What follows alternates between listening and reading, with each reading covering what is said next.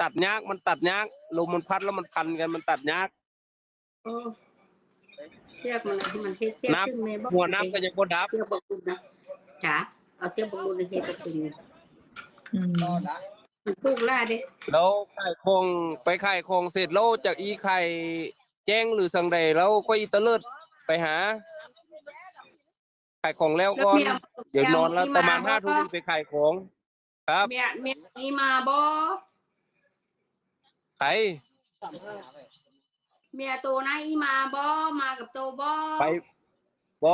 พรุ่งนี้แม่น้ำต้องลูกลิมยอดให้เขายอดฟักเดี๋ยวค่อยไข่ของเสร็จเราก็อีตะเลิดไปแต่บ่รู้ว่าอีไข่ยากไข่ซาเพราะผักมันหลายได้ยินข่าวว่าผักหลายจังหลายแล้วมือเฮ็ดชาก็เขาเด้ถุงหมกฟรีแม่เขาได้ถุง200 กว่าดูเอามันก็มีขึ้นมีลงครับก็สู้ไปอย่างนี้เนี่ยจะไปคิดหลายซื้อหวยยังวางทึกมันก็ยังบ่ทึกเนาะซื้อหวยวางทึกก็ยังบ่ทึกเนาะแต่คนน่ะ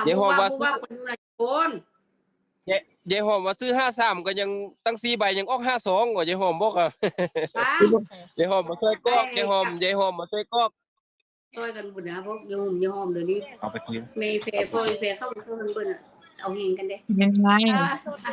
อันนี้มันผู้ใดเนี่ยพี่สาวอีกคนพี่สาวบอกทรายที่ครับผู้ใดเป็นพี่เป็นน้องคนเนี่ย2 คนนี้อีสวงพี่สาวบอกทรายนี่ยายโอ้ยายใหญ่นี่ยาย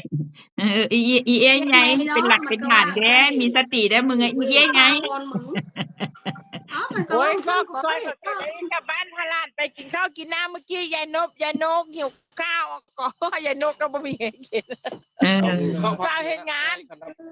นะจัดไปซอยกันได้ออกบ่ได้ออกงูย่านเป็นมือว่ามื้อนี้เขาเหยียวขี้ไปตรวจก่อนล่ะ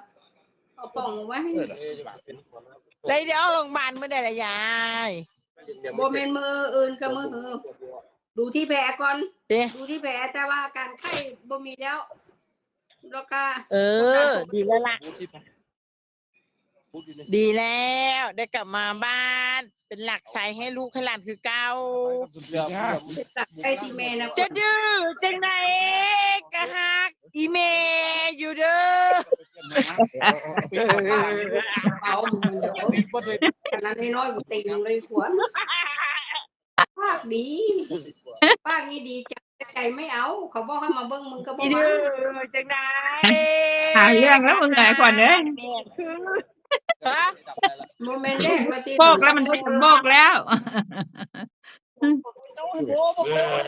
โอ้ยก็ไม่งานป่านนี้ปากซีดิป่านนี้ออกคลิปเลยจีมึงอะไรเสียงมันแหว่ๆจังซี่มันถึงกึ่นแล้วยังมันหนาวเย้ยมันหนาวจังมันบ่เสียแล้ว